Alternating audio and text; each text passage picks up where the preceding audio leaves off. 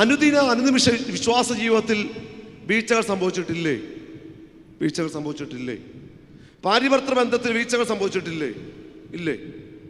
ആദ്യ നാളുകളെ പോലെയാണോ? 10 വയസ്സുള്ള കൊച്ച് തലയാട്ടുന്നു. മക്കളെ, ഒന്നും ആയില്ല, അവിടെ നിൽക്ക്. വിവാഹ നാളുകളിൽ ഭാര്യ-ഭർത്തൃ ബന്ധത്തിൻ്റെ ആദ്യ നാളുകളെ പോലെയാണോ എന്ന് ചോദിച്ചപ്പോൾ കൊയറിൽ മനോഹരമായി പാടിയ 10 വയസ്സുള്ള കുഞ്ഞ് എൻ്റെ അച്ഛ അല്ലെന്ന്. വിവാഹം കഴിച്ചവരോടാ ചോദിക്കുന്നത്. ആദ്യ നാളുകളെ പോലെയൊക്കെയാണോ? വീഴ്ചകൾ സംഭവിച്ചിട്ടില്ലേ? വീഴ്ചകൾ സർവ്വസാധാരണമാണ് പ്രിയമുള്ളവരെ. വീഴ്ചയിൽ നിന്ന് എന്ത് വേണം? എഴുന്നേൽക്കുവാനുള്ള ശ്രമം വേണം. ഞാനൊരു 4.5 വർഷമായി കുടുംബജീവിതം നയിച്ചിട്ട് കുടുംബജീവിതം വിജയിപ്പിക്കാനുള്ളൊരു സിമ്പിൾ ട്രിക്ക് ഞാൻ നിങ്ങളോട് പറയാം. അതുവരെ ശ്രദ്ധിക്കാതിരുന്ന പല അച്ചായന്മാരും ചാടി എഴുന്നേറ്റ് നോക്കുന്നു. എന്താ അച്ഛ, അതുകൊണ്ട് കണ്ടില്ലയോ, എന്താ അച്ഛ പറ. ഇത്രയും നേരം ഞാൻ 1/2 മണിക്കൂറായി പ്രസംഗിക്കുന്നു, ശ്രദ്ധിക്കുന്നില്ല. ഇപ്പോൾ പക്ഷേ എന്താ അച്ഛ പറ. ഒറ്റ കാര്യമുള്ളൂ കുടുംബജീവിതം വിജയിപ്പിക്കാൻ. എൻ്റെ 4.5 വർഷത്തെ എക്സ്പീരിയൻസിൽ ഒറ്റ കാര്യം ചെയ്താൽ മതി. Don't take our self too seriously എന്ന് പറഞ്ഞാൽ, കുടുംബജീവിതം നയിക്കുമ്പോൾ നമുക്ക് നമ്മൾ തന്നെ അമിത വില കൊടുക്കാതിരിക്കുക. മനസ്സിലായില്ല എന്ന് പറഞ്ഞാൽ, ഞാൻ പറഞ്ഞ കറി എന്താടി നീ വെക്കാഞ്ഞത് ചോദിക്കണമെന്നുണ്ട്, ചോദിക്കരുത്. ഞാൻ വെച്ച റിമോട്ട് നിന്നോട് ആരാടി മാറ്റാൻ പറഞ്ഞത് ചോദിക്കണമെന്നുണ്ട്, ചോദിക്കരുത്. ഞാൻ പറഞ്ഞ കാര്യങ്ങളൊക്കെ എന്താ നീ ഇന്ന് ചെയ്യാഞ്ഞത് ചോദിക്കണമെന്നുണ്ട്. പക്ഷേ നമ്മുടെ നാവിനോട് പറയണം, അടങ്ങട നാവി അടങ്ങാൻ. ചിലതിനോടൊക്കെ നമുക്ക് പ്രതികരിക്കണമെന്നുണ്ട്, ചിലതിനോടൊന്നും നമുക്ക് സമരസപ്പെടുവാൻ സാധ്യമല്ല. ചിലതിനോടൊക്കെ നമുക്കിങ്ങനെ ഉത്തരം പറയാൻ വേണ്ടി വെമ്പൽ കൊണ്ട് നിൽക്കുകയാണ്. പക്ഷെ എൻ്റെ ഒരു ഉത്തരം കൊണ്ട് എൻ്റെ വീട്ടിലെ ഒരു നേരത്തെ സമാധാനം തകരുന്നത് കൊണ്ട് ഒന്ന് മൗനം പാലിക്കാൻ പഠിക്കേണ്ടിയിരിക്കുന്നു. മിണ്ടാതിരുന്നു ഞാൻ ദൈവമെന്ന് അറിഞ്ഞുകൊള്ളുവീൻ. വീഴ്ചകളുണ്ട് പ്രിയമുള്ളവരെ, പക്ഷെ എന്തു വേണം? വീഴ്ചയിൽ നിന്നും എഴുന്നേൽക്കുവാനായിട്ട് സാധ്യമാവണം. അതിനുശേഷം അവനെ കണ്ടിട്ട് മാറി കടന്നുപോയി. സാധാരണ നല്ല ശമരിയാക്കാരൻ്റെ കഥ ആര് വായിച്ചാലും വ്യാഖ്യാനിച്ചാലും ഞങ്ങൾ ഈ പുരോഹിതരെ കുറ്റം പറയാൻ വേണ്ടി തിരഞ്ഞെടുക്കുന്ന വേദഭാഗമാണ് ഏത്? ശമരിയാക്കാരൻ്റെ ഉപമയിലെ പുരോഹിതൻ. കാരണം എന്താ? വീണുപോയ മനുഷ്യനെ കണ്ട് മാറിക്കടന്നുപോയ പുരോഹിതൻ, ഇവനൊക്കെയാണോ പുരോഹിതൻ എന്നാ പലരുടെയും ഒക്കെ സംശയം. എന്നാൽ നാം മനസ്സിലാക്കണം, ഇവിടെ പുരോഹിതൻ യെറൂശലേമിലേക്കാണ് പോകുന്നത് അല്ലേ? അതുകൊണ്ടായിരിക്കും ഞങ്ങളുടെ വർഗത്തെ കുറ്റം പറയുന്നത് ശരിയല്ലല്ലോ. യെറൂശലേമിലേക്ക് പോയ പുരോഹിതന് വീണുപോയവനെ പിടിച്ചെഴുന്നേൽപ്പിക്കാൻ സാധിക്കുമോ? ഇല്ല. കാരണം യഹൂദന്മാരുടെ മതജീവിതം ശുദ്ധാശുദ്ധ നിയമങ്ങൾ കൊണ്ട് സമ്പന്നമാണ്. ഈ വീണുപോയവനെ പറ്റി നമ്മൾ വായിച്ചത് എന്താ? കള്ളന്മാരുടെ കയ്യിലകപ്പെട്ട് മുറിവേറ്റ് അർത്ഥപ്രാണനായി. മുറിവിൽ എന്തുണ്ട്? രക്തമുണ്ട്. രക്തം കയ്യിൽ പുരണ്ടാൽ പുരോഹിതൻ യെറൂശലേമിലേക്ക് എന്തിനു പോകുന്നു? ധൂപവർഗം ഇടാൻ വേണ്ടി പോകുന്നു. ആ ധൂപവർഗം ഇടാൻ വേണ്ടി പോയ പുരോഹിതന് ഈ മനുഷ്യനെ പിടിച്ചെഴുന്നേൽപ്പിച്ചാൽ തൻ്റെ കയ്യിൽ രക്തം പുരളും. ശുദ്ധാശുദ്ധ നിയമങ്ങൾ ഉള്ളത് കൊണ്ട് പുരോഹിതൻ അശുദ്ധനാകും. അതുകൊണ്ടല്ലേ എഴുന്നേൽപ്പിക്കാഞ്ഞത്. പിന്നെ വേറൊരു കാര്യമുണ്ട്. ഇന്ന് സന്ധ്യാനമസ്കാരത്തിൽ ഞങ്ങൾ ഇത്രയും പുരോഹിതന്മാരൊക്കെ ഉണ്ടായിരുന്നു. പക്ഷേ യഹൂദന്മാർക്ക് അത് സാധിക്കുമോ? ഇല്ല. യഹൂദന്മാരുടെ ആരാധനാ ജീവിതത്തിൽ 24 പുരോഹിത കൂറിൽ നിന്നും നറുക്കുവീണ പുരോഹിതര് മാത്രമാണ് ദേവാലയത്തിൽ വിശുദ്ധ സ്ഥലത്തേക്ക് പ്രവേശിക്കാൻ സാധ്യമാവുക. അത് തന്നെ എങ്ങനെയാ? ആലാത്തുകൾ വരിഞ്ഞു മുറുക്കിയാ കയറി വിട്ടുന്നത്. അപ്പോൾ സ്വാഭാവികമായി ഈ പുരോഹിതൻ അങ്ങോട്ട് പോകുന്ന പുരോഹിതനായതുകൊണ്ടല്ലേ? അതുകൊണ്ടല്ലേ അച്ഛാ? എന്നാലും എൻ്റെ അച്ഛൻ അത്ര കൺവിൻസ് ആയില്ല. ഒരു കാര്യം കൂടെ പറയാം. യഹോവയായ ദൈവം ആഗ്രഹിച്ചു തനിക്കൊരു ദേവാലയം വേണമെന്ന്. ആരെ കൊണ്ട് നിർമ്മിക്കുവാനാണ് യഹോവ അദമ്യമായി ആഗ്രഹിച്ചത്? ശലോമോനെ കൊണ്ട്, ദാവീദിനെ കൊണ്ട്. ഉള്ള ഉത്തരം എല്ലാം തെറ്റുവാ. എൻ്റെ അമ്മാമയൊക്കെ പറയുന്നത് ശരി. ദാവീദിനെ കൊണ്ട് നിർമ്മിക്കുവാനാണ് ശ്രമിച്ചത്. എന്നാൽ ദാവീദിനെ കൊണ്ടാണോ നിർമ്മിപ്പിക്കുന്നത് ലാസ്റ്റിൽ? അല്ല. കാരണം എന്താ? അന്തഃപുരത്തിലൂടെ ഉലാത്തുന്ന ദാവീദിന്റെ കാഴ്ച ബെത്സേബയുടെ നഗ്നമേനിക്കപ്പുറം വിശാലമായ ലോകം കാണാത്തത് കൊണ്ട് തൻ്റെ കയ്യിൽ രക്തം വരേണ്ടതാ കാരണം. അതുകൊണ്ട് ദാവീദിനെ മാറ്റി ആരെ ഏൽപ്പിക്കുന്നു? ശലോമോനെ. അപ്പോൾ അതുകൊണ്ടായിരിക്കത്തില്ലേ ഈ പിടിച്ചെഴുന്നേൽപ്പിക്കാഞ്ഞത്? അതെ. പക്ഷേ പുരോഹിതന് പറ്റിയ തെറ്റെന്താണെന്നറിയാമോ? പുരോഹിതൻ ദേവാലയത്തിലേക്ക് പോയി, പക്ഷെ വീണവനെ എഴുന്നേൽപ്പിക്കേണ്ടത് ആരാ? പുരോഹിതൻ. ചെയ്തോ? ഇല്ല. തൻ്റെ പൗരോഹിത്യ ശുശ്രൂഷയിലെ മര്യാദ പുരോഹിതൻ മറന്നു പോകുന്നു. അതിനുശേഷം അങ്ങനെ തന്നെ ഒരു ലേവ്യൻ എത്തി അവനെ കണ്ട് മാറി കടന്നുപോയി. ആരാ ഈ ലേവ്യൻ? ലേവ്യൻ ആരാ? ദേവാലയത്തിന്റെ നിയമങ്ങളും ദേശത്തിന്റെ നിയമങ്ങളും സമഞ്ജസമായി സമന്വയിപ്പിച്ച് സന്നിവേശിപ്പിക്കുന്ന മനുഷ്യനാണ് ആര്? ലേവ്യൻ. അപ്പൊ വീണവനെ കണ്ട് മാറിക്കടന്നുപോയി എന്ന് പറയുന്നതിനേക്കാളും ലേവ്യൻ എന്തുപദേശിച്ച് കാണും വീണവനെ കണ്ടപ്പോൾ? ആകപ്പാടെ ലേവ്യന് അറിയാവുന്നത് എന്താ? നിയമങ്ങൾ അറിയാവുന്ന ലേവ്യൻ വീണവൻ എന്തു ഉപദേശിച്ച് കാണും? സ്വാഭാവികമായി നിയമങ്ങൾ ഉപദേശിച്ചു. പക്ഷെ ഹൃദയത്തെ തൊടാത്ത നിയമങ്ങൾ എഴുന്നേൽപ്പിക്കാൻ സാധിക്കുമോ? ഇല്ല. അപ്പോൾ ലേവ്യനും കടന്നു പോകുന്നു. അതിനുശേഷം മൂന്നാമത് വഴി പോകുകയിലോ അവന്റെ അടുക്കലെത്തി അവനെ കണ്ടിട്ട് മനസ്സലിഞ്ഞു. മതി. മൂന്നാമത് കർത്താവ് പറഞ്ഞ ഉപമയിൽ ഒന്നാമത് പുരോഹിതനെ കൊണ്ടുവന്നു, രണ്ടാമത് നിയമങ്ങൾ നടപ്പിലാക്കുന്ന ലേവ്യനെ കൊണ്ടുവന്നു, മൂന്നാമത് ആരെ കൊണ്ടുവരുന്നു? ശമര്യക്കാരൻ. വാസ്തവത്തിൽ ശമര്യക്കാരൻ ആരാ? വാസ്തവത്തിൽ വേദപുസ്തകം വായിക്കുന്നവർക്കറിയാം, ശമര്യക്കാരൻ പുറജാതിക്കാരനല്ലേ? ആണോ? അല്ലേ? തീർച്ചയായിട്ടും ആണ്. കർത്താവ് ബോധപൂർവം ഈ ഉപമയിൽ ആരെ കൊണ്ടുവരുന്നു? അല്ലെങ്കിൽ ഈ ശമര്യക്കാരനോട് ആ കാലഘട്ടം വെച്ച് പുലർത്തിയ നീതികേടുകളെ പറ്റി നമുക്ക് മനസ്സിലാകണമെങ്കിൽ യോഹന്നാന്റെ സുവിശേഷം 4-ാം അധ്യായത്തിന്റെ 8-ാം വാക്യം ഒന്ന് വായിച്ചേ. എന്താ ഈ യോഹന്നാന്റെ സുവിശേഷം 4? സൂക്കോത്ത് എന്ന കിണറിന്റെ തീരത്ത്, യാക്കോബ് അവകാശമായി കൊടുത്ത കിണറിന്റെ തീരത്ത് 5 ഭർത്താക്കന്മാരുള്ള ശമര്യ സ്ത്രീ നട്ടുച്ച നേരത്ത് വെള്ളം കോരുവാനായിട്ട് വരുന്നു. അപ്പോൾ കർത്താവിനോടൊപ്പം ആരുമുണ്ട്? ശിഷ്യന്മാരുമുണ്ട്. കർത്താവ് ആരോടാണ് സംസാരിച്ചുകൊണ്ടിരിക്കുന്നത്? ശമര്യക്കാരി സ്ത്രീയോട്. അപ്പോൾ അവിടുത്തെ ഒരു വാക്യം ഇങ്ങനെയാണ്, 4-ാം അധ്യായം 8-ാം വാക്യം. അവന്റെ ശിഷ്യന്മാർ ഭക്ഷണ സാധനങ്ങളെ കൊള്ളുവാൻ പട്ടണത്തിൽ പോയിരുന്നു. മതി.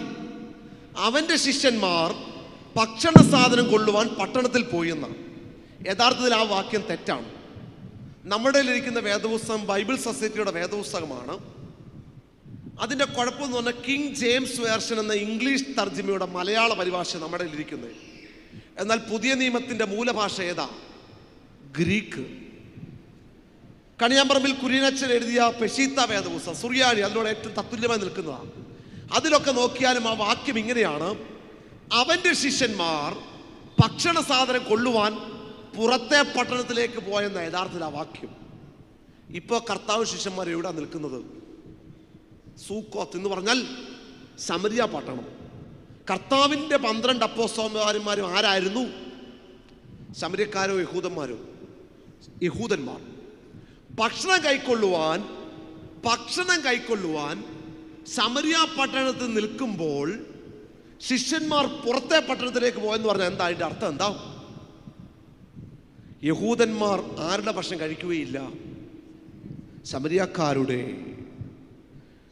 നാം പരിശുദ്ധ പദവികൾ കൊടുത്ത അപ്പോസ്തലന്മാർക്ക് പോലും ആ കാലഘട്ടത്തിൻ്റെതായ ഉച്ചനീചത്വം അവരുടെ ജീവിതത്തിൽ വന്നിട്ടുണ്ടെന്നുള്ളതാണ് വരികൾക്കിടയിലൂടെ വായിക്കേണ്ടത്. അപ്പോസ്തലന്മാരെ കുറ്റം പറയാനല്ല, ആ കാലഘട്ടത്തിൻ്റെ ജാതി വ്യവസ്ഥ അത്ര ശക്തമായിരുന്നു. ശമര്യക്കാരനെ അങ്ങനെ പാർശ്വവൽക്കരിക്കപ്പെട്ട കണ്ടൊരു സമൂഹമാണ് ആ കാലഘട്ടം. എന്നാൽ ക്രിസ്തുവോ? ക്രിസ്തുവിനും ഉണ്ടായിരുന്നെന്ന് തലയാട്ടുന്നു. ആ വേദഭാഗം നിങ്ങളൊന്ന് വായിച്ചു നോക്കണം. നിറകിണറിൻ്റെ അരികെ നിൽക്കുന്ന ശമര്യ സ്ത്രീയോട് വെള്ളം ചോദിച്ചു മേടിക്കുന്ന ക്രിസ്തുവിനെ നമ്മളവിടെ കാണുന്നത്. ക്രിസ്തുവിനില്ലായിരുന്നു, എന്നാൽ ശിഷ്യന്മാർക്കുണ്ടായിരുന്നു. അങ്ങനെയുള്ള ശമര്യക്കാരനെ ബോധപൂർവം ഈ ഉപമയിൽ ആര് കൊണ്ടുവരുന്നു? തമ്പൂരാൻ കൊണ്ടുവരികയാണ്. എന്നിട്ടാണ് ഈ കഥയുടെ അത്ഭുതം. Rereading the parable of good Samaritan in a sacramental perspective. വീണുപോയ മനുഷ്യരെ എഴുന്നേൽപ്പിക്കുവാൻ ശമര്യക്കാരൻ കൊടുക്കുന്ന ചില കൗദാശിക അനുഭവങ്ങളെയാണ് നമ്മൾ അവശേഷിക്കുന്ന 30 മിനിറ്റ് കൊണ്ട് ചിന്തിക്കുന്നത്. ഒന്നാമത് അരികെ ചെന്ന് എണ്ണയും വീഞ്ഞും പകർന്നു. എണ്ണ പകരുന്നു. ഒന്നാമത് എന്ത് ചെയ്യുന്നു? എണ്ണ പകരുന്നു. എണ്ണ പകരുന്ന കൂദാശ ഏതാ? പരിശുദ്ധാത്മാവിന്റെ പ്രതീകമായ മൂറോൻ എന്ന എണ്ണ പകരുന്ന കൂദാശ, പരിശുദ്ധമായ മാമോദീസ. അപ്പോൾ ഒന്നാമത് ഈ മനുഷ്യൻ എന്താ കൊടുത്തത്? എണ്ണ. പണ്ട് ഇന്നു മുതൽ മാമോദീസ. സഭയിൽ നിന്നും അകന്നുപോയ മനുഷ്യൻ, വിശ്വാസത്തിൽ നിന്നും അകന്നുപോയ മനുഷ്യൻ, ഈ മനുഷ്യനെ ഒന്നാമത് എങ്ങോട്ടാ കൊണ്ടുവരുന്നത്? സഭയുടെ പ്രവേശനത്തിന്റെ കവാടമായ പരിശുദ്ധ മാമോദീസ തൊട്ടിയിലേക്കാണ് ഒന്നാമത് കൊണ്ടുവരുന്നത്. അപ്പോൾ ഒന്നാമത് ഈ മനുഷ്യൻ എന്ത് കൊടുക്കുന്നു? പിന്നെ മാമോദീസ. സഭയിൽ നിന്നും അകന്നുപോയ വീണുപോയവന് നല്ല സമരിയാക്കാരൻ എഴുന്നേൽപ്പിക്കുവാൻ ചില കൗദാശിക അനുഭവങ്ങൾ കൊടുക്കുമ്പോൾ ഒന്നാമത് എണ്ണ പകരുന്നു എന്ന് പറഞ്ഞാൽ അതെന്ത് കൊടുക്കുന്നു? പരിശുദ്ധമായ മാമോദീസ. 2 രാജാക്കന്മാർ 5-ാം അധ്യായത്തിന്റെ 12-ാം വാക്യം. ആരാം രാജാവിന്റെ സേനാധിപതിയായ നയമാന് കുഷ്ഠരോഗം ബാധിക്കുമ്പോൾ വേലക്കാരി പെണ്ണിന്റെ വാക്കൽ കേട്ടുകൊണ്ട് നയമാൻ എലീശ പ്രവാചകന്റെ അടുക്കിലേക്ക് ചെല്ലുകയാണ്. എന്നിട്ട് എലീശ പ്രവാചകനോട് പറയുകയാ, അല്ലയോ പ്രവാചകനെ, എൻ്റെ കുഷ്ഠം മാറാൻ ഞാൻ എന്താണ് ചെയ്യേണ്ടത്? അപ്പോൾ എലീശ എന്താ പറയുന്നത്? നീ യോർദാനിൽ പോയി 7 പ്രാവശ്യം മുങ്ങി നിവരാൻ. നയമാന്റെ മറുപടിയാണ്. ആ മറുപടിക്ക് നയമാൻ കൊടുക്കുന്നതാണ് 2 രാജാക്കന്മാർ 5:12. ദമ്മേശേക്കിലെ നദികളായ അബാനും പർപ്പരും ഇസ്രായേലിലെ മറ്റു നദികളെക്കാളും ശ്രേഷ്ഠമല്ലോ. എനിക്ക് അവിടെ മുങ്ങി നിവർന്ന് ശുദ്ധനായാൽ പോരെ. എലീശ പറഞ്ഞത് അബാനിലും പർപ്പലിലും പോയി ശുദ്ധനായാൽ മതി എന്നാണോ പറഞ്ഞത്? അല്ല. ശുദ്ധനാകണമെങ്കിൽ ഇവിടെ തന്നെ പോകണം, യോർദാൻ. മലങ്കര സഭയുടെ ആത്മീക യോർദാനാണ് ആ കാണുന്ന മാമോദീസ തൊട്ടി. ആ കാണുന്ന മാമോദീസ തൊട്ടിയിൽ തന്നെ മുങ്ങണം. അല്ലാതെ കണ്ട പുഴയിലും തോട്ടിലും ആറ്റിലും ഒക്കെ പോയി മുങ്ങിപ്പൊങ്ങിയാൽ കാര്യമില്ല പ്രിയമുള്ളവരെ. No salvation without church. സഭയ്ക്ക് മാത്രമാണ് രക്ഷ കൊടുക്കുവാനുള്ള അവകാശമുള്ളത്. അതുകൊണ്ട് ഒന്നാമത് ഈ മനുഷ്യൻ എന്ത് കൊടുക്കുന്നു? വിശുദ്ധ മാമോദീസ. അതിനുശേഷം മുറിവുകളെ കെട്ടുന്നു. രണ്ടാമത് എന്ത് ചെയ്യുന്നു? മുറിവുകളെ കെട്ടുന്നു. ഈ മുറിവുകൾ കെട്ടുന്ന കൂദാശ ഏതാ? കഴിഞ്ഞകാല ജീവിതത്തിന്റെ പാപങ്ങളുടെ മുറിവുകൾ ഏറ്റുപറഞ്ഞ് കെട്ടുന്ന കൂദാശ പരിശുദ്ധമായ കുംഭസാരം. രണ്ടാമത് ഈ മനുഷ്യന് കൊടുക്കുന്ന എന്താ? കുംഭസാരം എന്ന് പറഞ്ഞാൽ ഇന്ന് കുംഭസാരം വേണോ വേണ്ടയോ എന്ന് ചോദിക്കുന്ന ആളുകളുടെ എണ്ണം പെരുകുന്ന കാലഘട്ടമായി ഇതെന്ന് നിങ്ങൾക്കറിയാം. പരിശുദ്ധ സഭയുടെ അനുഭവത്തിൽ വിശ്വാസികളായ നമ്മുടെ ജീവിതത്തിൽ ഏറ്റവും കൂടുതൽ അപജയം നേരിടുന്ന ഒരു കൗദാശിക അനുഭവമായി കുംഭസാരം എന്ന പരിപാവനമായ കൂദാശ മാറുന്നുണ്ട്. കുംഭസാരം വേണോ വേണ്ടയോ എന്ന് ചോദിക്കുന്ന ആളുകളുമുണ്ട്, അല്ലേ?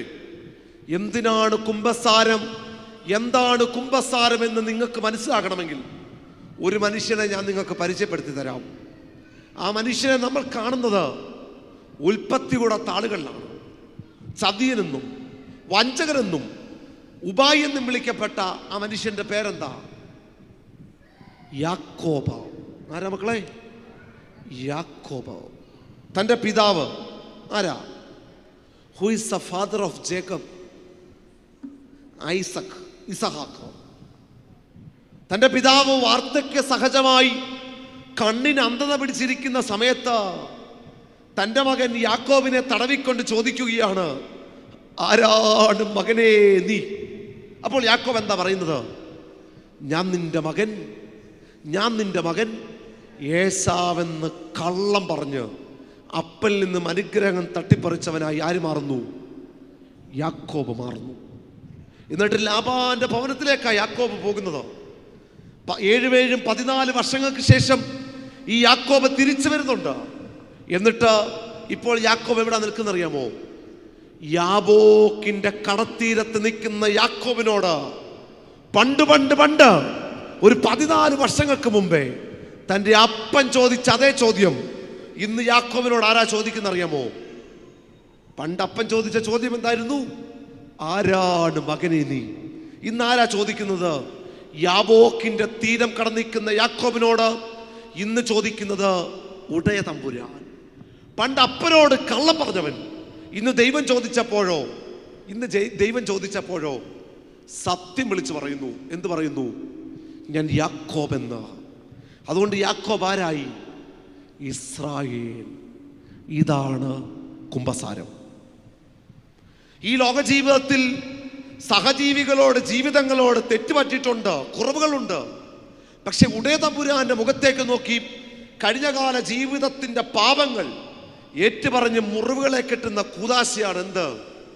പരിശുദ്ധമായ കുമ്പസാരം. നമുക്കറിയാം, വ്യക്തിപരമായി ഈ 1-2 ദിവസം എനിക്ക് ഏറെ സങ്കടമുണ്ടാക്കിയ ദിവസങ്ങളാണ്. കാരണം എനിക്ക് ഏറ്റവും ഇഷ്ടമുള്ള, ഞാൻ എപ്പോഴും വായിക്കുന്ന MD വാസുദേവൻ നായരുടെ മരണമാണ് അതിൻ്റെ കാരണം. അതുല്യനായ ഒരു സാഹിത്യകാരനായിരുന്നു MD വാസുദേവൻ നായർ. അദ്ദേഹത്തിൻ്റെ അതുല്യമാണ്, എല്ലാ കൃതികളും അതുല്യമായ കൃതിയാണ്. അതിലൊരു കൃതിയാണ്, മലയാളി ജീവിതത്തിൽ ഒരു വട്ടമെങ്കിലും വായിച്ചിരിക്കേണ്ട ഒരു പുസ്തകമാണ് വാരണസി. MD വാസുദേവൻ നായരുടെ അതുല്യ കൃതിയാണ്. അതിൽ അദ്ദേഹം കോറിയിടുന്നുണ്ട്, നമ്മുടെ ക്ഷേത്രങ്ങളിൽ ഒരു കുമ്പസാരക്കൂടുണ്ടായിരുന്നെങ്കിൽ എന്ത് നന്നായിരുന്നു. ഒന്നേറ്റു പറഞ്ഞാൽ പൊറുക്കാവുന്ന പാപങ്ങളെ നമുക്കുള്ളൂ എന്നുള്ളത്. നമുക്ക് ഈ സാധ്യതയില്ലേ പ്രിയമുള്ളവരെ? കൗദാശിക അനുഭവത്തിൽ സംബന്ധിക്കാൻ കുമ്പസാരത്തിൻ്റെ സാധ്യതകൾ, പ്രാർത്ഥനയുടെ സാധ്യതകൾ, നോമ്പിൻ്റെ സാധ്യതകൾ, ദണ്ഡനമസ്കാരത്തിൻ്റെ സാധ്യതകൾ. പക്ഷേ ഈ സാധ്യതകളെ പ്രയോജനപ്പെടുത്തുന്നുണ്ടോ? യഥാർത്ഥ അനുതാപം നമുക്കുണ്ടാവാറുണ്ടോ? രണ്ടാമത്, ഈ മനുഷ്യന് അനുതാപത്തിൻ്റെ അനുഭവങ്ങളിലേക്കാണ് കൊണ്ടുവരുന്നത്. നമുക്ക് അനുതാപം എന്ന ചിന്ത നമ്മിൽ ഭരിക്കാറുണ്ടോ പ്രിയമുള്ളവരെ? നമ്മളിന്ന് ഗർവിൻ്റെ മനോഭാവങ്ങൾ, അഹങ്കാരത്തിൻ്റെ മനോഭാവങ്ങളായിട്ടൊക്കെ അല്ലേ ജീവിക്കുക? ഈ പെരുന്നാളൊക്കെ ആഘോഷിക്കുന്നു, ശ്രേഷ്ഠം തന്നെ. നിങ്ങളൊന്ന് ചിന്തിച്ചു നോക്കിക്കേ. സ്വന്തം അയൽവാസിയോടൊന്ന് ആത്മാർത്ഥമായി സംസാരിച്ചിട്ട് എത്ര നാളുകളായി? സഹോദരൻ പിന്നിട്ട സഹോദരങ്ങളോട് ഒന്ന് ആത്മാർത്ഥമായി സംസാരിച്ചിട്ട് എത്ര നാളായി പ്രിയമുള്ളവരെ? ഇങ്ങനെ സംസാരിക്കാതിരുന്നിട്ട് ഈ വലിയ പിതാക്കന്മാരുടെ പെരുന്നാൾ ആഘോഷിച്ചിട്ട് വല്ല കാര്യമുണ്ടോ പ്രിയമുള്ളവരെ? ഗർവിൻ്റെ മനോഭാവം, അഹങ്കാരത്തിൻ്റെ മനോഭാവം, അനുതാപമില്ലാത്ത മനോഭാവങ്ങളൊക്കെ നമ്മളിങ്ങനെ വ്യാപിച്ചുകൊണ്ടിരിക്കുകയാണ്. പണ്ടൊക്കെ പറയുമായിരുന്നു രോഗം വരുന്നത് പ്രായമാണ് കാരണമെന്ന്. ഇന്ന് പ്രായം വല്ലതുമാണോ രോഗത്തിൻ്റെ കാരണം? 4 മാസം പ്രായമുള്ള കുഞ്ഞിന് ലുക്കീമിയ, 3 മാസം പ്രായമുള്ള കുഞ്ഞ് അർബുദത്തിൻ്റെ 4ാം സ്റ്റേജിലൂടെയാണ് കടന്നു പോകുന്നത്. എൻ്റെ അമ്മേ എനിക്ക് അവിടെയാണ് ഇവിടെയാണ് വേദനയെന്ന് പറയുവാനായിട്ട് സംസാരശേഷി വീണ്ടെടുക്കുന്നതിന് മുമ്പേ ഓമന കുഞ്ഞുങ്ങൾക്കൊക്കെ ക്യാൻസറും അർബുദങ്ങളും അങ്ങനെ മാരകമായ രോഗങ്ങളുമൊക്കെ ബാധിക്കുകയാണ്. എവിടെയാ പ്രിയമുള്ളവരെ? പ്രതീക്ഷകളുടെ അനുഭവങ്ങൾ ഓരോ ദിവസം ഇങ്ങനെ വറ്റി വരണ്ടുകൊണ്ടിരിക്കുന്ന കാലഘട്ടത്തിലാണ് ജീവിക്കുന്നത്. ഇന്ന് ഈ പ്രബോധന ശുശ്രൂഷയ്ക്ക് ശേഷം വീട്ടിൽ ചെല്ലുമെന്ന് എത്ര പേർക്കാണ് ഉറപ്പുള്ളത്?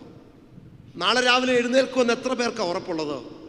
എന്നാലും നമ്മൾ നമ്മുടെ മൊബൈലിൽ അലാറം വെക്കും, 5 AM അല്ലേ, നാളെ രാവിലെ 5 മണിക്ക് എഴുന്നേൽക്കാമെന്നുള്ള ശുഭപ്രതീക്ഷയാണ്. വല്ല പ്രതീക്ഷയും വേണോ പ്രിയമുള്ളവരെയും?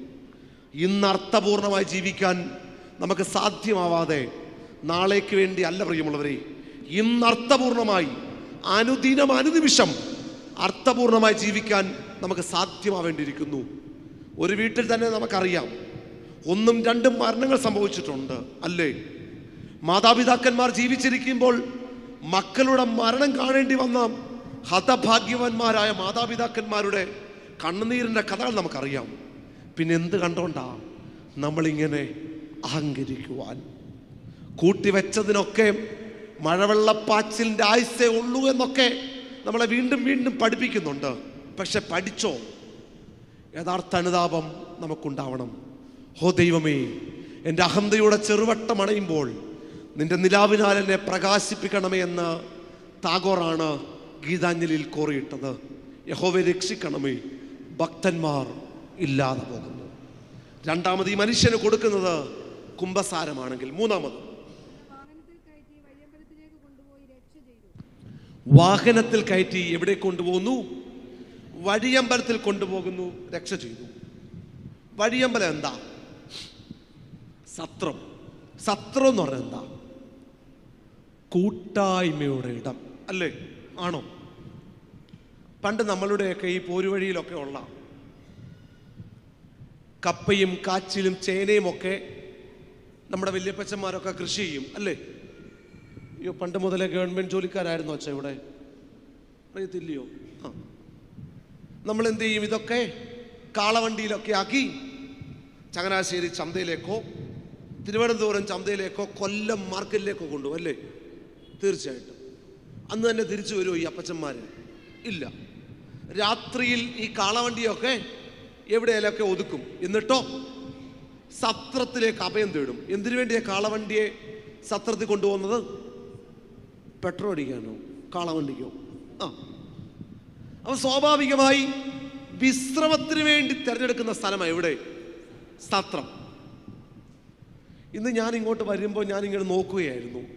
യഥാർത്ഥത്തിൽ ഈ പോരുവഴി ദേശമാണ് കനാൻ ദേശം. കാരണം ഇസ്രായേലിന്റെ സുന്ദര സ്വപ്നമാണ് കനാൻ ദേശത്തിലേക്കുള്ള പ്രവേശനം. അറിയാമല്ലോ നിങ്ങൾക്ക്. ആ ദേശത്തെ പറ്റി തിരുവചനം വാചാലമാകുന്നത് രണ്ട് കാര്യമാണ്. എന്താ? തേനും പാലും ഒഴുകുന്ന ദേശം. ഞാനിങ്ങനെ നിങ്ങളുടെ പറമ്പിലോട്ടൊക്കെ ഇങ്ങനെ നോക്കി. അപ്പോൾ എനിക്ക് മനസ്സിലായി ഇതാണ് കനാൻ. കാരണം ഇവിടുത്തെ ഈ പോരുവഴി ദേശത്തെ ഏറ്റവും കൂടുതൽ കൃഷി റബ്ബറാണ്. ഞങ്ങളുടെ ബുധഞ്ഞൂരൊന്നും ഈ റബ്ബറില്ല. റബ്ബറിനെ തന്നെ ഞാനിങ്ങനെ സൂക്ഷിച്ച് നോക്കിയപ്പോൾ അതിൻ്റെ ഇടയ്ക്ക് ചെറിയ ചെറിയ പെട്ടി കൊണ്ടുവച്ചേക്കുന്നു. അപ്പോൾ റബ്ബറിൽ നിന്ന് എന്തൊഴുകും? പാല്. പെട്ടിയിൽ നിന്ന് എന്തൊഴുകും? തേനും പാലും ഒഴുകുന്ന നമ്മുടെ പോരുവഴി ദേശമാണ് യഥാർത്ഥത്തിൽ കനാൻ എന്ന എൻ്റെ ഒരു വിചാരം. അപ്പം അതെന്തുമാവട്ടെ, ഈ സത്രത്തിലേക്ക് അഭയപ്പെടുവാൻ വേണ്ടി ആളുകൾ കഴിഞ്ഞ നാളുകളിൽ തിരഞ്ഞെടുക്കുന്ന സ്ഥലമാണ് ഇവിടെ സത്രം എന്ന് പറഞ്ഞാൽ. പല ദേശത്തിലെ ആളുകളില്ലേ? പോരുവഴിക്കാരുണ്ട്, ഞങ്ങളുടെ കൊച്ച് പുതുഞ്ഞൂരുകാരൊക്കെ ഉണ്ട്, ശാസ്താംകോട്ടക്കാരുണ്ട്, ശൂരനാടുണ്ട്, നമ്മുടെ മാറനാടുകാരൊക്കെ ഉണ്ട്, എല്ലാവരും ഒക്കെ ഉണ്ട്. അപ്പോൾ സ്വാഭാവികമായി എല്ലാ സ്ഥലത്തെയും ആളുകൾ ഒരിടത്തുള്ളത് കൊണ്ടല്ലേ അതൊരു കൂട്ടായ്മയുടെ ഇടമല്ലേ? നമ്മുടെ പള്ളിയിൽ എത്ര വീട്ടുകാരുണ്ട്? 485. 485 വീട്ടുകാരുണ്ടോ? ദൈവമേ, 10-30 വീട്ടുകാരുള്ള പള്ളിയെ ഭരിക്കാൻ തന്നെ പ്രയാസപ്പെടുന്നൊരു വൈദികനാണ് ഞാൻ. സോളു അച്ഛനെ സമ്മതിക്കണം. അപ്പൊ സ്വാഭാവികമായി ഈ 480 വീട്ടുകാരോളം നിങ്ങളെ ചേർത്ത് പിടിക്കുന്ന ഘടകം എന്താ യഥാർത്ഥത്തിൽ? ബസേലിയോസ് ഗ്രിഗോറിയോസ് ഇടവകപ്പള്ളി എന്നല്ല ഇതിനെ പറയുക. ഇടവകപ്പള്ളി എന്ന് പറഞ്ഞ എന്താ അർത്ഥം? എന്താ? പണ്ട് മുതലേ അപ്പച്ചന്മാർ പറയുന്നു, ഞങ്ങളും പറയുന്ന അച്ഛനായിട്ട് ഉപദ്രവിക്കാതെ. ഇടവക എന്ന് പറഞ്ഞാൽ ഇടത്തിന്റെ വക, കുടുംബത്തിന്റെ വക, ദേശത്തിന്റെ വക. ഈ 480 വീട്ടുകാരെയും ഒന്നിപ്പിക്കുന്ന ഒരൊറ്റ ഘടകമേ ഉള്ളൂ. എന്താ? ദേവാലയം. യഥാർത്ഥത്തിൽ പോരുവഴിമാർ ബസേലിയോസ് ഗ്രിഗോറിയോസുകാരുടെ നിങ്ങളുടെ സ്വത്വബോധം എന്താണെന്ന് അറിയാമോ? നിങ്ങളുടെ ഐഡന്റിറ്റി എന്താ? ഈ ദേവാലയത്തിന്റെ അംഗമാണെന്നുള്ളതാണ് നിങ്ങളെ എല്ലാവരെയും ഒന്നിപ്പിക്കുന്ന ഒരേ ഒരു ഘടകം. എന്താ? ഈ ദേവാലയത്തിന്റെ അംഗങ്ങളായി, ഒരേ അപ്പത്തിന്റെ അംശങ്ങളായി ഈ ദേശത്ത് ഒറ്റ വിശ്വാസത്തിന് വേണ്ടി നിൽക്കുന്നു എന്നുള്ളതാണ് നിങ്ങളെ ഒന്നിപ്പിക്കുന്ന ഏക ഘടകം. അപ്പോൾ ഇതൊരു കൂട്ടായ്മയുടെ ഇടമല്ലേ? കൂട്ടായ്മയിൽ നിന്നാണ് എന്ത് വളർന്നത്? സഭ. എവിടാ പറയുന്നത്? കൂട്ടായ്മയിൽ നിന്ന് സഭ പറയുന്നെന്ന്, വളർന്നെന്ന് എവിടാ പറയുന്നത്? എൻ്റെ അപ്പച്ച എല്ലാം ഉണ്ട് ഇതിൻ്റെ അകത്ത്. അപ്പച്ചന്മാർ വായിക്കണം. എവിടാ പറയുന്നത്? ആദ്യമ സഭയുടെ 4 പ്രത്യേകതകൾ. അവർ അപ്പം നുറുക്കി കൂട്ടായ്മ ആചരിച്ചു, എല്ലാം പൊതുവകയിൽ നേണ്ടി അവർക്കുണ്ടായിരുന്ന എല്ലാം വിറ്റ് അപ്പോസ്തലന്മാരുടെ കാൽക്കൽ കൊണ്ടുവച്ചു. അപ്പൊ കൂട്ടായ്മയിൽ നിന്ന് എന്ത് വളർന്നത്? സഭ. സഭയുടെ ആദ്യ ഭാവമാണ് എന്ത്? കൂട്ടായ്മ. അപ്പോൾ ഈ മനുഷ്യനെ എവിടോട്ടാക്കി? കൂട്ടായ്മയോ? സഭയിലേക്ക്, സഭയുടെ പ്രവേശനത്തിൻ്റെ കവാടമായ മാമോദീസയിലൂടെ കഴിഞ്ഞകാല ജീവിതത്തിൻ്റെ പാപങ്ങളുടെ മുറിവുകൾ കെട്ടി കുമ്പസാരത്തിലൂടെ ഈ മനുഷ്യനെ ഇനി എങ്ങോട്ടാ കൊണ്ടുപോകുന്നത്? ദേവാലയത്തിലേക്ക്, പരിശുദ്ധ സഭയിലേക്ക്. മൂന്നാമത് എങ്ങോട്ട് കൊണ്ടുപോയി? സഭയിലേക്കല്ലേ ഈ മനുഷ്യനെ കൊണ്ടുപോകുന്നത്? സഭാജീവിതം വേണ്ടെന്ന് വെക്കുന്ന ആളുകളുടെ എണ്ണം പെരുകുന്നുണ്ട് ഇന്ന്, അല്ലേ? ഇന്ന് ഏറെ സന്തോഷം തോന്നി എനിക്കിവിടെ വന്നപ്പോൾ. എൻ്റെ ഏറ്റവും വലിയ സന്തോഷത്തിൻ്റെ കാരണം, ഞാൻ ഈ ദേവാലയത്തിൽ 2ാം പ്രാവശ്യമാണ് വരുന്നത്. 1ാം പ്രാവശ്യം വന്നത് എൻ്റെ ഒരു സഹോദരിയുടെ വിവാഹം ഈ ദേവാലയത്തിൽ വെച്ചായിരുന്നു, എൻ്റെ ബുധഞ്ഞൂരുള്ള. അതുമായിട്ട് ബന്ധപ്പെട്ടാണ് 1ാമത് വരുന്നത്. 2ാമത് ഞാൻ ഇപ്പോഴാണ് വരുന്നത്. അപ്പോൾ ഈ ദിവസം ഇന്ന് ഇവിടെ കൺവെൻഷൻ വന്നപ്പോൾ എനിക്ക് ഏറെ സന്തോഷം തോന്നിയ ഒരു കാര്യം, ഇത്രയും കുഞ്ഞു മക്കൾ ഈ ദേവാലയത്തിൽ ഉണ്ടെന്നുള്ളതാണ് എൻ്റെ ഏറ്റവും വലിയ സന്തോഷം. ഇത്രയും പേര് ഇവിടെ ഉണ്ടെന്നുള്ളതാണ് എൻ്റെ ഏറ്റവും വലിയ സന്തോഷം. കാരണം ഇന്ന് പല പള്ളിയിലും പ്രസംഗിക്കാൻ പോയാൽ നമുക്ക് നമ്മുടെ യുവാക്കന്മാരെ, നമ്മുടെ സൺഡേ സ്കൂൾ വിദ്യാർത്ഥികളെ, നമ്മുടെ കുഞ്ഞുമക്കളെ കാണുവാനായിട്ട് സാധ്യമല്ല. ആകപ്പാടെ പള്ളി വരുന്നത് 10 വയസ്സിൽ താഴെയുള്ളവരും 50 വയസ്സിൽ മുകളിൽ പ്രായമുള്ളവരുടെയൊക്കെയാണ് ഈ പ്രബോധന ശുശ്രൂഷ എന്ന് ആരാണ്ടൊക്കെ വിചാരിച്ചിട്ടുണ്ട്. എന്നാൽ അതിനൊക്കെ അപ്പുറമായി ഇന്നിവിടെ ഇവർ വന്നു, ഇവരെ അഭിനന്ദിക്കുന്നു, ഇവരെ ഇതിനെ ഉത്സാഹിപ്പിച്ച വികാരി അച്ഛനെ പ്രത്യേകം ശ്ലാഘിക്കുകയും ചെയ്യുകയാണ്. പ്രത്യേകിച്ച് ഒത്തിരി സന്തോഷം തോന്നി. പ്രത്യേകിച്ച് നമ്മുടെ മക്കളൊക്കെ ഇന്നിൻ്റെ കാലഘട്ടത്തിൽ സഭാജീവിതം വേണ്ടെന്ന് വെച്ച് മാറി നിൽക്കുന്ന കാലഘട്ടമായത്, അല്ലേ? സഭാജീവിതം വേണ്ടെന്നും പ്രാർത്ഥനയുടെ അന്തരീക്ഷം വേണ്ടെന്ന് വെക്കുന്ന ആളുകളുടെ എണ്ണം പെരുകുന്ന കാലഘട്ടത്തിലാണ് പ്രിയമുള്ളവരെ നമ്മളിന്ന് ജീവിക്കുന്നത്.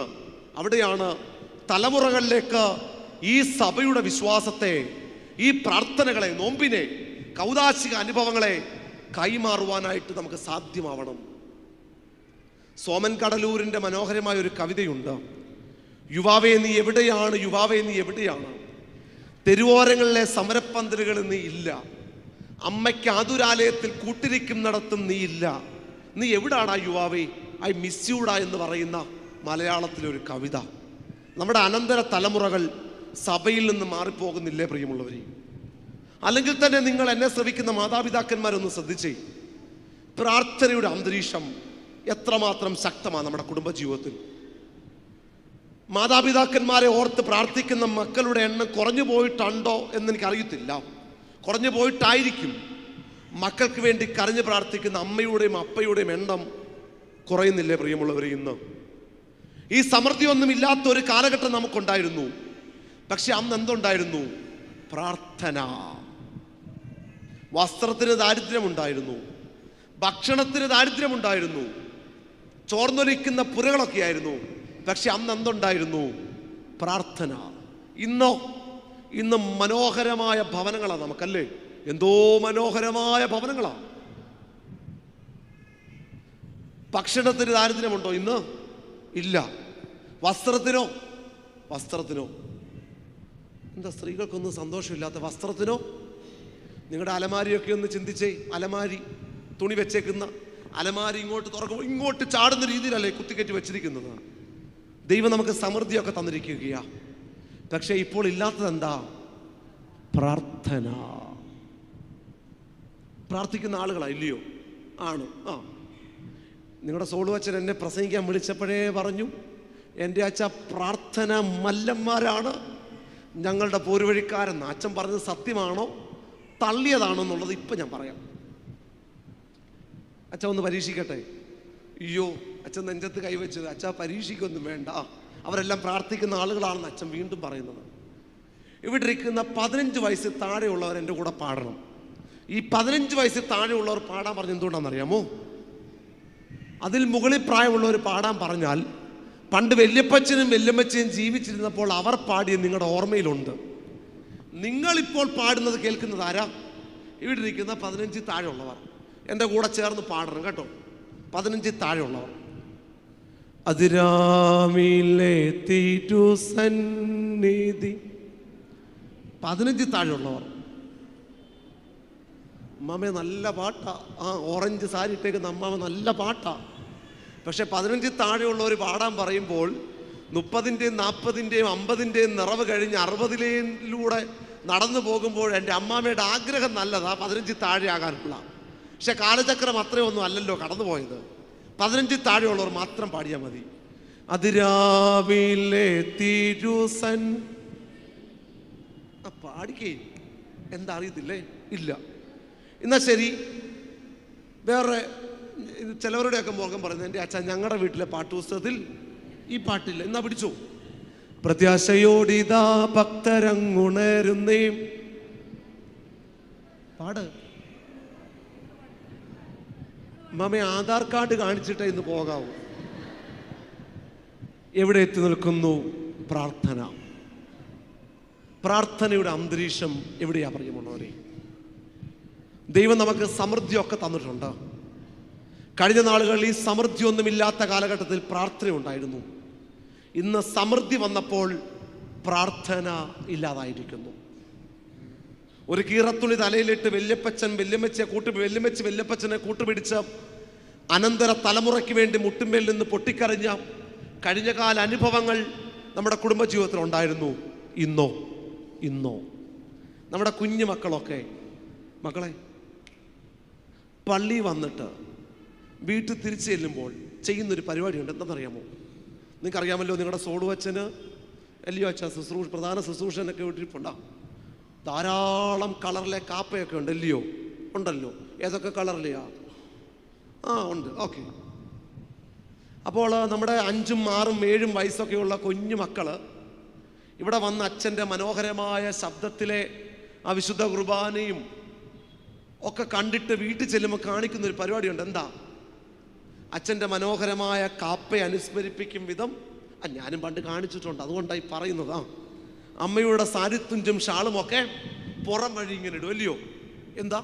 നമ്മുടെ സോളുവച്ചൻ ഇട്ട പോലെ കാപ്പ. എന്നിട്ടോ അടുക്കളയിൽ നിന്നൊരു ചിരട്ട കൊണ്ടുവരും, കയറ് കെട്ടും. എന്നിട്ട് നമ്മുടെ അച്ഛൻ എങ്ങനെ ധൂപക്കുറ്റി വീശുന്നത്? ചാർത്തും നീതിയതില്ലയോ? അച്ഛൻ എങ്ങനെയാ വീശുന്നത്? അതിനെ അനുസ്മരിപ്പിക്കും വിധം നമ്മുടെ ഈ കുഞ്ഞു മക്കൾ വീട്ടിൽ വന്ന് ഈ കുർബാന, കണ്ട കുർബാന അനുകരിക്കും അല്ലയോ? അപ്പൊ പ്രായമുള്ള നമ്മൾ പറയും, എന്താ? ഇവൻ ഭാവിയിൽ അച്ഛനോ മെത്രാപ്പോലിത്തയോ എങ്കിലും ആകും. അവൻ അച്ഛനും ആവണ്ട, അവൻ മെത്രാപ്പോലിത്തയും ആവണ്ട, ഒന്നുമായില്ലേലും ഒരു കുഴപ്പവുമില്ല. അവൻ ഭാവിയിൽ എന്താവും? പ്രാർത്ഥിക്കുന്ന കുഞ്ഞാവും. അവൻ്റെ യവന കാലഘട്ടത്തിൽ അവൻ ഞായറാഴ്ച രാവിലെ കിടന്നുറങ്ങുമോ? ഇല്ല. അവൻ എവിടെ വരും? പള്ളി വരും. കാരണം എന്താ? അവൻ്റെ കുഞ്ഞു നാളുകളിൽ അവൻ്റെ അപ്പയുടെയും അമ്മയുടെയും കൈപിടിച്ച ഞായറാഴ്ച പള്ളിയിലേക്ക് പോയ പതിവ് ശീലങ്ങൾ അവനിലുണ്ട്. അതുകൊണ്ട് അവൻ പള്ളി വരും. നമ്മുടെ മക്കളെ അനുകരണങ്ങളിലൂടെയാണ് പ്രാർത്ഥനകളുടെ ആദ്യ പാഠങ്ങൾ പഠിപ്പിക്കേണ്ടത്. അനുകരണങ്ങളിലൂടെയാണ് പ്രാർത്ഥനയുടെ അനുഭവങ്ങൾ പഠിപ്പിക്കേണ്ടത്. എനിക്കുമുണ്ട് 1.25 വയസ്സ് പ്രായമുള്ള ഒരു മകൻ. ഞാൻ ഈ പള്ളിയിലൊക്കെ അവനെ കൊണ്ടുപോകുന്നതും ഒക്കെ കൊണ്ടായിരിക്കാം എൻ്റെ വീട്ടിൽ വരുന്ന എല്ലാവർക്കും ഇപ്പോൾ തലയെ കൈവച്ച് എൻ്റെ കൊച്ചനിങ്ങനെ കൈ ഇങ്ങനെ വെച്ച് ഒരു അടിയൊക്കെ കൊടുക്കുന്നതാണ്. അപ്പോൾ അനുകരണമാണ് അല്ലേ? നമ്മുടെ മക്കളെ നമ്മൾ ആരെങ്കിലും പഠിപ്പിച്ചതാണോ? കുരിശ് വരയ്ക്കാൻ പഠിപ്പിച്ചതാണോ? അല്ല. അവരുടെ രീതിക്കനുസരിച്ച് അവർ ചുമ്മാ ഇങ്ങനെയൊക്കെ വരയ്ക്കുന്നു അല്ലേ? കൊച്ചുമക്കൾ, നിങ്ങൾ ആരെങ്കിലും പഠിപ്പിച്ചതാണോ നിങ്ങളുടെ മക്കളെ കുരിശ് വരയ്ക്കാൻ? ഒന്നുമല്ല. സൺഡേ സ്കൂൾ അധ്യാപകർ പറയും ഞങ്ങളാണ്. നല്ല സൺഡേ സ്കൂൾ അധ്യാപകർ ഒരുപക്ഷെ സ്വർഗത്തിലെ ദൈവം ഭൂമിയിലേക്ക് വന്ന് ഇടത്തേതിൻ്റെ മക്കളായ നമ്മളെ വലത്തേതിലേക്കാക്കി എന്ന കുരിശ് വരയുടെ ദൈവശാസ്ത്രം പറഞ്ഞു കൊടുത്തു കാണും. പക്ഷെ കുരിശ് വരയ്ക്കാൻ പഠിച്ചത് എങ്ങനെയാ? അനുകരിച്ചതാ അല്ലേ? പലരും വരയ്ക്കുന്നത് കണ്ട് അനുകരിച്ച നമ്മുടെ മക്കൾ കുരിശ് വരയ്ക്കുന്നതാണ്. അപ്പം നമ്മുടെ മക്കൾ കുരിശ് വരയ്ക്കണമെങ്കിൽ എന്ത് വേണം? വീട്ടിൽ കുരിശ് വരയ്ക്കുന്ന ഒരമ്മയും ഒരപ്പയും അവന് വേണം. പ്രാർത്ഥനയുടെ അന്തരീക്ഷങ്ങൾ തലമുറകളിലേക്ക് കൊടുക്കണം. സഭയുടെ അന്തരീക്ഷങ്ങൾ തലമുറകളിലേക്ക് കൊടുക്കുവാനായിട്ട് നമുക്ക് സാധ്യമാവണം. അതിനുശേഷം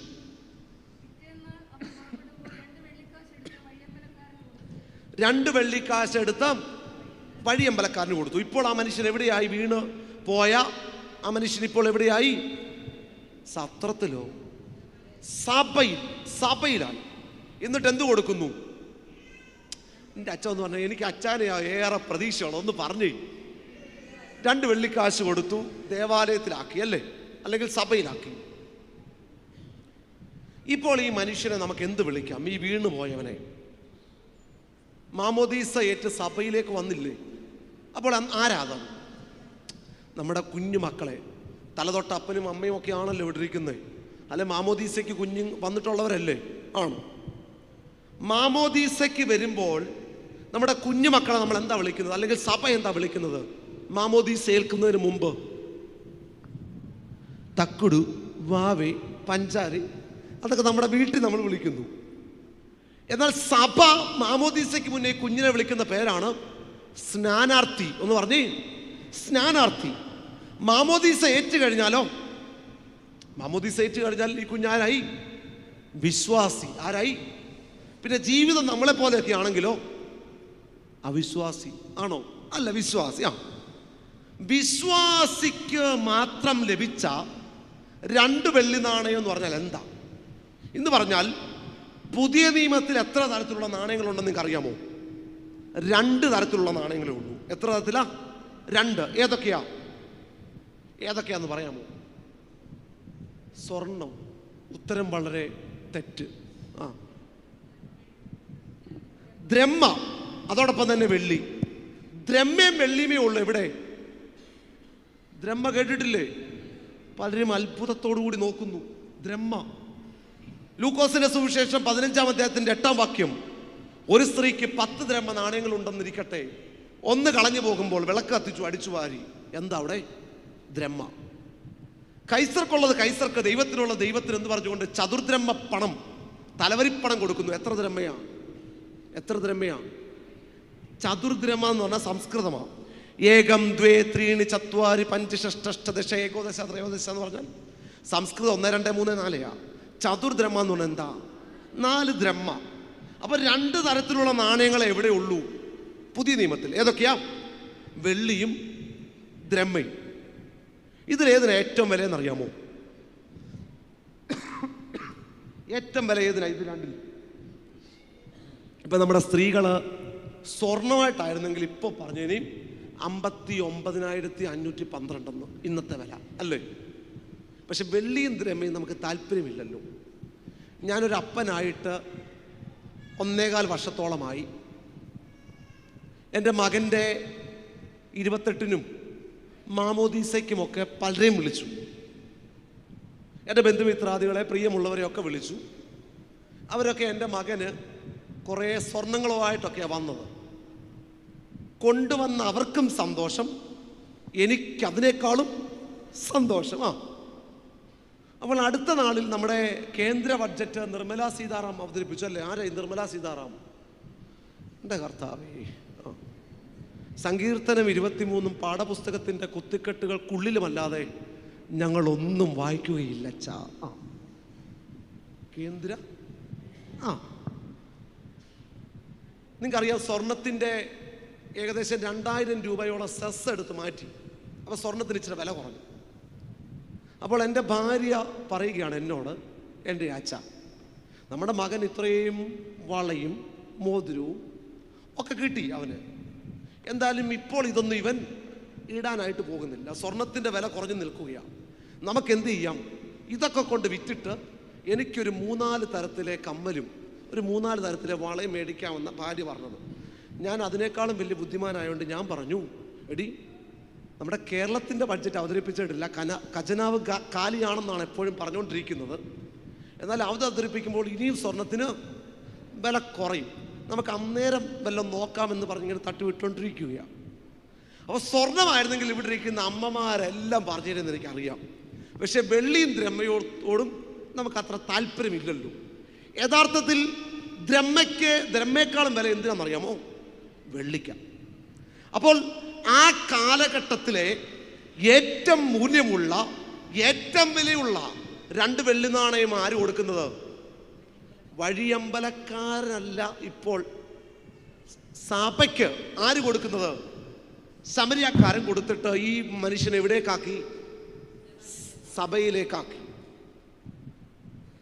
അതായത് ഇപ്പോൾ ഈ മനുഷ്യൻ യഥാർത്ഥത്തിൽ ആരാ? വിശ്വാസിയാണല്ലോ. വിശ്വാസികളായ എനിക്കും നിങ്ങൾക്കും മാത്രം ലഭിച്ചിട്ടുള്ള ഏറ്റവും വിലയുള്ള 2 വെള്ളി നാണയം എന്താ എന്ന് പറഞ്ഞാൽ, മാലാഖമാർക്ക് പോലും ലഭിച്ചിട്ടില്ലാത്ത, എനിക്കും നിങ്ങൾക്കും മാത്രം ലഭിച്ച ഏറ്റവും മൂല്യമുള്ള 2 വെള്ളി നാണയം എന്തായിരിക്കും? മൊറാവോസന്മാരും ഹൈലേന്മാരും സ്രോപ്പേന്മാരും മൗദ്ബേന്മാരും റീസനുവോസന്മാരും സുൽത്താനന്മാരും തുടങ്ങി 9 വൃന്ദം മാലാഖമാർക്ക് പോലും ലഭിക്കാത്ത, വിശ്വാസികളായ എനിക്കും നിങ്ങൾക്കും മാത്രം ലഭിച്ച വിലമതിക്കാനാവാത്ത മൂല്യമുള്ള 2 വെള്ളി നാണയം എന്താ? എൻ്റെ കർത്താവിൻ്റെ ശരീരവും രക്തവുമാകുന്ന വിശുദ്ധ കുർബാന അല്ലേ? സഭയിലേക്ക് വന്നാൽ നമുക്ക് എന്താ ലഭിക്കുക? വിശുദ്ധ കുർബാനയുടെ അനുഭവം. ഈ വീണ് പോയവനെ സഭയിലേക്ക് കൊണ്ടുവന്നിട്ട് ഇപ്പോൾ എന്താ കൊടുക്കുന്നത്? എന്താ കൊടുക്കുന്നത്? എന്താ കൊടുക്കുന്നത്? വിശുദ്ധ കുർബാന. വിശുദ്ധ കുർബാനയെ സംബന്ധിക്കുന്നവരാ നമ്മളൊക്കെ അല്ലേ? ഞായറാഴ്ച രാവിലെ പള്ളിയിലേക്ക് വന്ന് നിന്ന് പ്രാർത്ഥിക്കുമ്പോഴുള്ള നമ്മുടെ ഭക്തി ഇല്ലയോ? എന്തൊരു രീതിയിൽ അവിടെ നിൽക്കുന്നത്!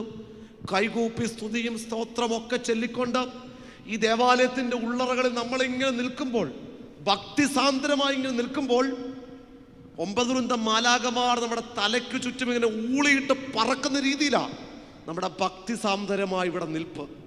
നമ്മുടെ ആ നിപ്പൊക്കെ കണ്ടപ്പോൾ തന്നെ നമ്മുടെ അച്ഛൻ, വികാരി അച്ഛൻ പരിശുദ്ധ സുനോദോസിനൊരു അപേക്ഷ. എന്താ? വട്ടശ്ശേരി തിരുമേനിക്ക് ശേഷം പ്രഖ്യാപിക്കേണ്ട പരിശുദ്ധന്മാരാണ് പോരുവഴിക്കാർ. അത്ര പരിശുദ്ധന്മാരാ. ഈ സ്തുതിയും സ്തോത്രവും ഒക്കെ വിളിച്ചിട്ട് ഇവിടെ നിന്ന് പൊഴിച്ചിട്ട് ഈ വിശുദ്ധ കുർബാന കൈക്കൊണ്ട് പുറത്തേക്ക് ഇറങ്ങിയിട്ട് പ്രിയമുള്ളവരെ അടയാളപ്പെടുത്തുന്നത് എന്തൊക്കെയാ? അയ്യോ പറയരുതേ, ഇന്നുകൊണ്ട് തന്നെ കൺവെൻഷൻ തന്നെ വേണ്ടെന്ന് വെക്കേണ്ടി വരും. എവിടെ പ്രിയമുള്ളവരെ, സ്തുതികൾ വിളിക്കുന്ന നാവാണ് നമ്മളുടേത്. നമ്മൾ എന്തെല്ലാം നല്ലതല്ലാത്ത വർത്തമാനങ്ങളാ ഓരോ ദിവസം പറഞ്ഞുകൊണ്ടിരിക്കുക. ഇപ്പോൾ ഇവിടെ വന്നിരിക്കുമ്പോഴൊക്കെ നോക്കുമ്പോൾ പരിശുദ്ധ കന്യകമറിയാം അമ്മയെ പോലെയും എലിസബത്തിനെ പോലെയും ശമൂവേലിൻ്റെ മാതാവിനെ പോലെയും ഹന്നെ പോലെയൊക്കെയാ. എന്നാൽ വീട്ടിൽ ചെല്ലുമ്പോഴോ പ്രിയമുള്ളവരെ, നമ്മൾ പലവിധമായ ആഭരണങ്ങൾ കൊണ്ടിങ്ങനെ അണിഞ്ഞിങ്ങനെ നാടകങ്ങളാണ് നമ്മൾ കളിച്ചുകൊണ്ടിരിക്കുക. നമ്മൾ ഒരു നിലപാടുകളോടുകൂടി, ഒരേ മുഖമ്പോടുകൂടി എവിടെയും ആയിരിക്കുവാൻ നമുക്ക് സാധ്യമാകുന്നുണ്ടോ പ്രിയമുള്ളവരെ? ഈ ഭക്തിയുടെ അന്തരീക്ഷം, ഈ വിശ്വാസത്തിൻ്റെ രീതികൾ വീട്ടിൽ ചെല്ലുമ്പോൾ എന്താ നമുക്ക് സാധ്യമാവാതെ പോകുന്നു? നമ്മൾ ഈ പള്ളി വന്നിരിക്കുന്നത് പോലെ വീട്ടിലും ഈ പ്രാർത്ഥനയുടെ അന്തരീക്ഷത്തിലും മക്കളെയൊക്കെ അതുപോലുള്ള അനുഭവങ്ങളിലൊക്കെ ചേർത്ത് പിടിക്കുവാൻ നമുക്ക് സാധ്യമാവാതെ പോകുന്നതുണ്ടോ പ്രിയമുള്ളവരെ? ചില സന്ദർഭങ്ങളിൽ നമ്മൾ അറിഞ്ഞോ അറിയാതെയൊക്കെ നമ്മൾ മക്കളെ വിളിക്കുന്ന ചില പദങ്ങളൊക്കെ ഉണ്ടല്ലോ. ഇവിടെ വന്ന് സ്തുതികൾ വിളിച്ച ദൈവമേ നീ പരിശുദ്ധനാകുന്നു, ബലവാനെ നീ പരിശുദ്ധനാകുന്നു എന്നൊക്കെ പറഞ്ഞിട്ട് വിശുദ്ധ കുർബാന സ്വീകരിച്ച അതരങ്ങളിലൂടെയാ നമ്മൾ വീട്ടിൽ ചെന്നിട്ട് പ്രിയമുള്ളവരെയൊക്കെ അടയാളപ്പെടുത്തുക ഓരോ പദങ്ങൾ കൊണ്ട്. അപ്പോൾ എങ്ങനെയാ മക്കൾ പറയുമോ എൻ്റെ അപ്പയുടെ അത്ര, എൻ്റെ മമ്മയുടെ അത്ര എന്ന് ഈ മക്കൾ പറയണമെങ്കിൽ അവർക്ക് വേണ്ടി ചില ശ്രദ്ധകൾ ഏറ്റെടുക്കണം മാതാപിതാക്കന്മാർ. അവർക്ക് വേണ്ടി ചില മൂല്യങ്ങളോടുകൂടി ജീവിക്കാൻ സാധ്യമാവണം മാതാപിതാക്കന്മാർ. അതിനുവേണ്ടി നിലകൊള്ളുവാനായിട്ട് നമുക്ക് സാധ്യമാവണം പ്രിയമുള്ളവരെ. വിശുദ്ധ കുർബാനയുടെ അനുഭവത്തിലേക്കാണ് നാളെ വിശുദ്ധ കുർബാനയ്ക്ക് വേണ്ടി നമ്മളൊക്കെ ഒരുങ്ങുകയാണ്. വെറ്റ ചവയ്ക്കുന്നവൻ്റെ അടുക്കൽ നിന്ന് വെറ്റിലയുടെ മണമുണ്ട് അല്ലേ? പുക വലിക്കുന്നവൻ്റെ അടുക്കൽ നിന്ന് പുകയിലയുടെ മണമുണ്ട്. മദ്യപിക്കുന്നവൻ്റെ അടുക്കൽ നിന്നുള്ള മദ്യത്തിൻ്റെ മണമുണ്ട്. ഓരോ ഞായറാഴ്ച വിശുദ്ധ കുർബാന കൈക്കൊള്ളുന്ന നമ്മിലെന്തേ ക്രിസ്തുവിൻ്റെ രുചിയും മണവും ഓജസ്സും തേജസ്സും കരുത്തും സൗന്ദര്യവും ദൃഢതയും ഒന്നുമില്ലാതെ പോകുന്നു. ക്രിസ്തുവിൻ്റെ മണങ്ങൾ ജീവിതത്തിൽ ഏറ്റെടുക്കണ്ടേ? അവനെ സമൂഹത്തിലേക്ക് സന്നിവേശിപ്പിക്കണ്ടേ? അപ്പോൾ ഈ മനുഷ്യൻ എന്തു കൊടുക്കുന്നു? വീണവന് വിശുദ്ധ കുർബാന. അവസാനമായി